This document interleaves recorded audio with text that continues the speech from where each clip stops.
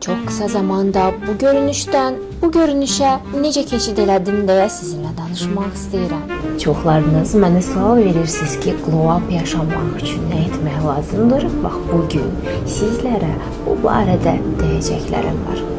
Əslində çox insan düşünür ki, qəşəngləşmək üçün və daha bir glow up yaşamaq və daha yüksək həyat səviyyəsinə keçid eləmək üçün pul lazımdır.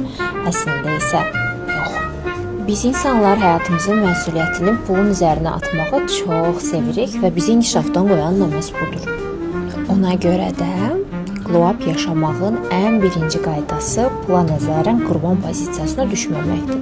Çünki çox zaman böyüdükdən sonra artıq görürüksə ki, valideynlərimiz yanımızda deyil və biz böyüməliyik. Biz bütün həyatımızın məsuliyyətini atırıq pulun üzərinə və yaxud da pulsuzluğun üzərinə və başlayırıq pul yoxdur deyə öz hərəkətsizliyimizə və inkişaf etməməyimizə real səbəb tapıb legallaşdırmağa. Əlbəttə ki, pul hamıya lazımdır, ən azından özümüzə gözəl geyimlər almaq üçün. Amma ikinci qaydamız odur ki, pul bizə o zaman gəlir ki, biz valideynlərimizlə bağlı yaşadığımız duyğu dönüşümlərini içimizdə həll eləyək. Yəni, proqramlarımıza qalib gəldiyimiz zaman və özümüzü yenidən proqramlamağı bacardığımız zaman, bax, o zaman biz artıq fürsətlər açılmağa başlayır və biz həqiqi pullar qazana bilirik glow up üçün. Digər əsas məsələ isə günahkarlıq duyğumuzdur. Çünki daxilimizdə özümüzü günahkar hiss eləyiriksə, valideynlərimizdən daha yaxşı yaşaya biləcəyimiz üçün özümüzə icazə vermirik ki, nəslimizdə olan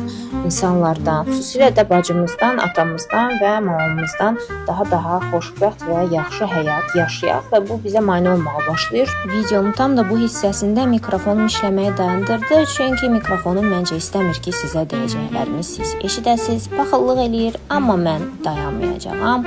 Çünki sizə mən lüks texnikamı hədiyyə etmək istəyirəm. Tamamilə ödənişsiz şəkildə aşağıda lüks sözünü yazırsınız rəylərdə və mən bu videoda dediyim 3 məsələni sizə həll etməyiniz üçün bu texnikanı hədiyyə eləyəcəyəm. Pula nəzərən qurban pozisiyasına düşməyi, valideynlərinizlə olan məsələlərinizi və günahkarlıq duyğunuzu çox rahatlıqla bu texnika vasitəsilə həll edə bilərsiniz. Aşağıda lüks sözünü yazın və texnikanı götürüb daha sonra nəticələrinizi mənimlə bölüşün.